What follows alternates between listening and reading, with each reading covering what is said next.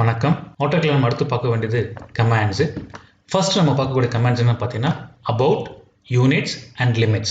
First about அப்படின்றது என்னன்னா, நம்ம படிக்கக்கூடிய AutoCAD சாஃப்ட்வேர் பற்றின இன்ஃபர்மேஷன் தெரிஞ்சுக்கணும்னா இந்த about கொடுத்தீங்கன்னா நம்ம தெரிஞ்சுக்கலாம்.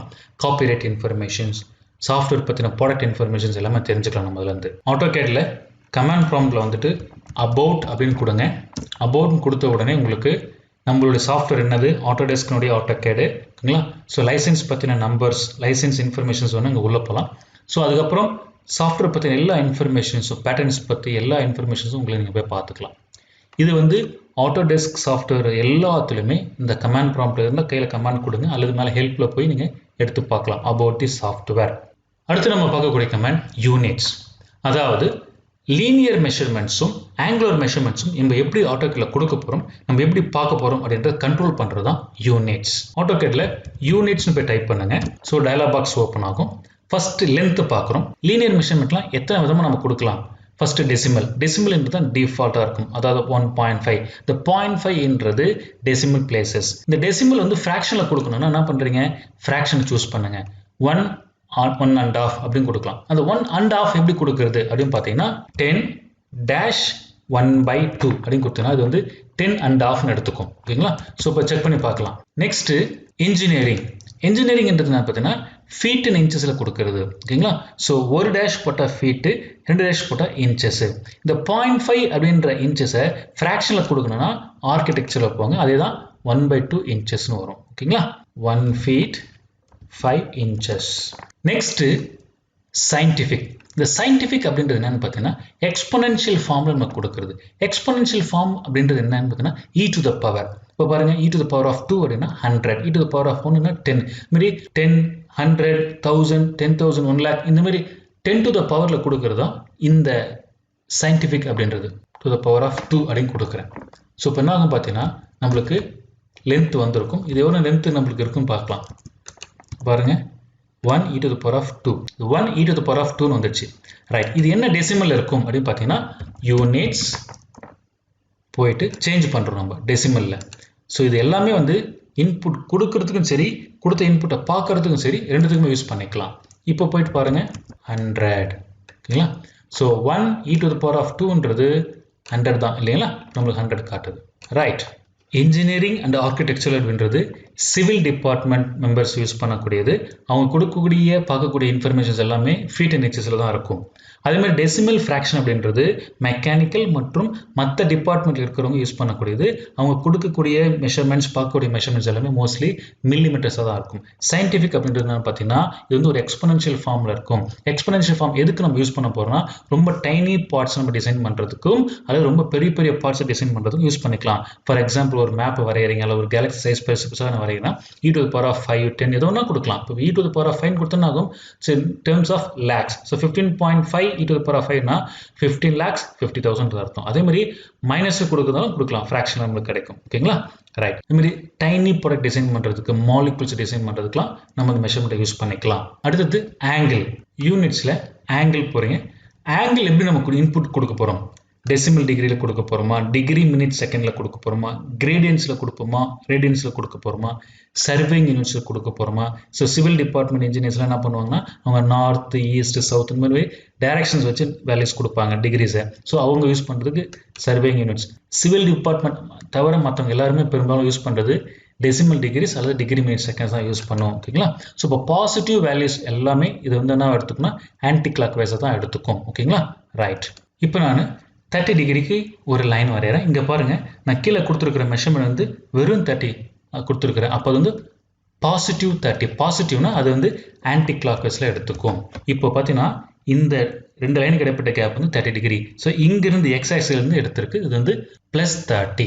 கிளாக் வைஸ்னு கொடுத்துட்டீங்கன்னா நீங்கள் கொடுக்கக்கூடிய வேல்யூஸ் எல்லாமே கிளாக் வைஸில் மெஷர் பண்ணிக்கும். இங்கே பாருங்கள், அதேமாதிரி 100 mm இந்த டைரக்ஷன் ஆஃப் 30 டிகிரி கொடுக்குறேன். பட் நான் டைரக்ஷன் மாற்றிட்டேன். இப்போ கொடுத்து பாருங்கள், லைன் கீழே வருது. ஓகேங்களா.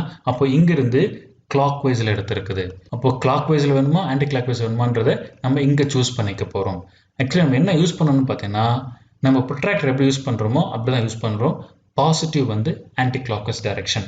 நெக்ஸ்ட் டைரக்ஷனில் போனீங்கன்னா 0 டிகிரின்றது ஈஸ்ட். இங்கே பாருங்கள் ஸ்க்ரீனில் ஈஸ்ட்டு வெஸ்ட்டு நார்த்து சவுத் கிடைக்குது. இப்போ இந்த ஈஸ்ட்ன்றது தான் நம்ம டிஃபால்ட்டாக 0ன்னு வச்சுக்கிறோம். ஸோ 0 டிகிரியில் 100 mm லைன் வரைகிறேன். ஸோ இப்போது ஹரிசாண்டல் வந்துடுச்சு. நார்த்து நான் வந்து சூஸ் பண்ணிட்டேன். இப்போ நார்த்துன்றது இந்த டைரெக்ஷன் 90 டிகிரியில் இருக்குது. அப்போது வெர்டிக்கலாக இருக்கிறதா 0 டிகிரி, ஹரிசாண்டல் இருக்கிறது 0 டிகிரி இருக்காது. இதுக்கப்புறம் இப்போ நான் மாற்றிட்டேன்.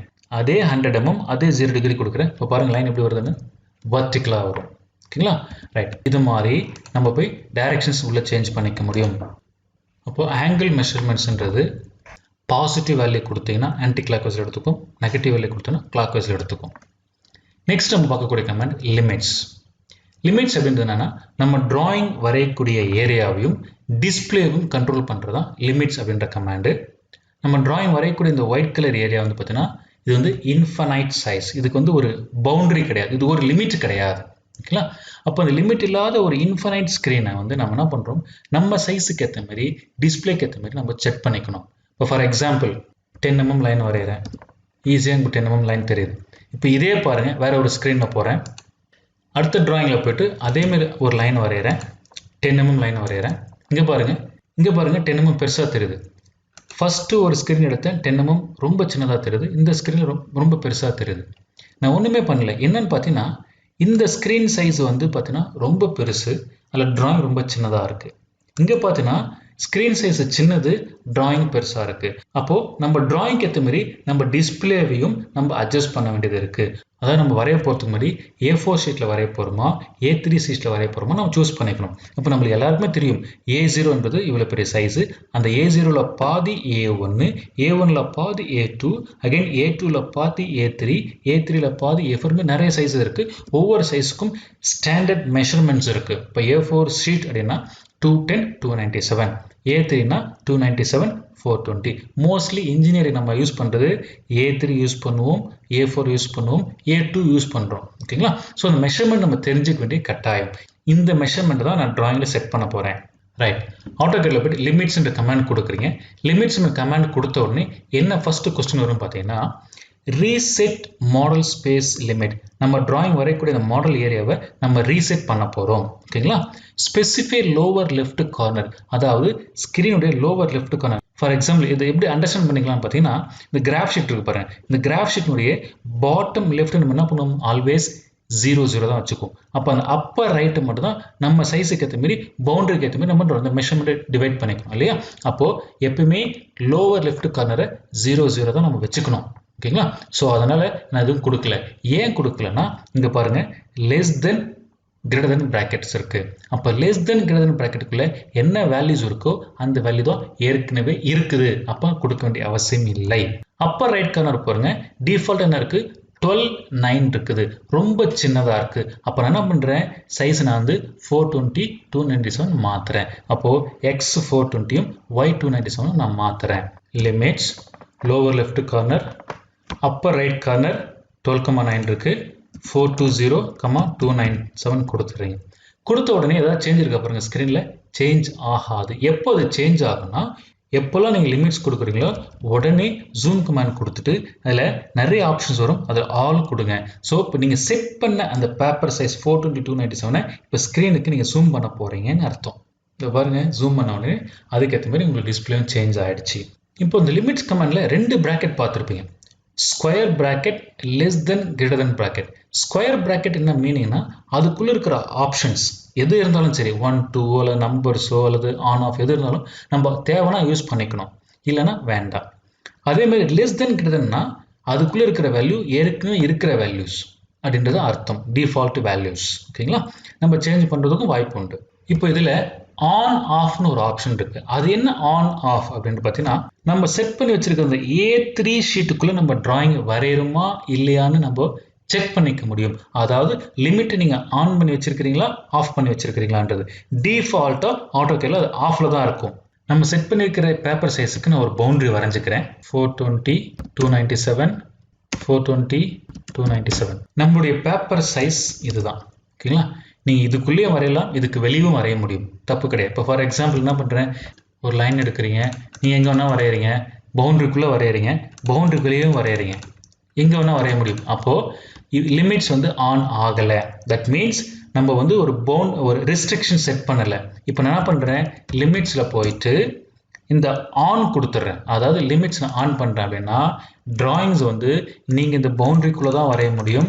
பவுண்டரிக்கு வெளியில் போய் உங்களால் ஒரு சின்ன பாயிண்ட் கூட உங்களால் வரைய முடியாது. பாருங்கள், வெளியில் போய் கிளிக் பண்ணுறீங்க, மாதிரி முடியல. உள்ளே கிளிக் பண்ணுங்க, லைன் வருது.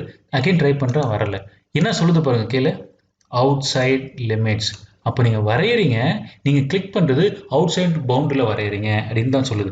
இது எங்கே நம்மளுக்கு யூஸ் ஆகும் பார்த்தீங்கன்னா, இந்த சிவில் இன்ஜினியர்ஸ் இருக்கிறாங்க பாருங்கள், ஒரு பிளான் போடுறாங்க.